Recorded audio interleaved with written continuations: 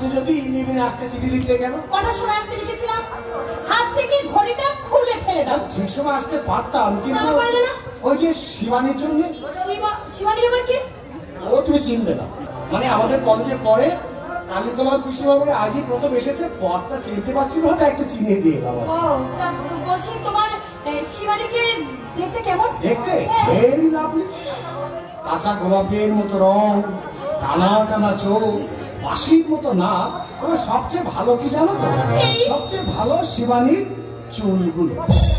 তোমার সঙ্গে দেখা না হলে নিশ্চয়ই শিবানীকে পথে পড়ে থাকতে হতো না? না, পথে পড়ে থাকতে হবে কেন? একই কলেজে পড়ি, চোখ খোলাচোখা একটা জিনিস আছে। তাই একই কলেজে পড়াই যখন, নিশ্চয়ই শিবানীর সঙ্গে তোমার রোজ দেখা হয়। দেখা হয়, গল্প করি, সিনেমা দেখি। এই পাশাপাশি বসে? এই দেখো তো, সিনেমা কি দূরে বসে দেখো? ও ভালো। কি হলো, যাচ্ছ কোথা?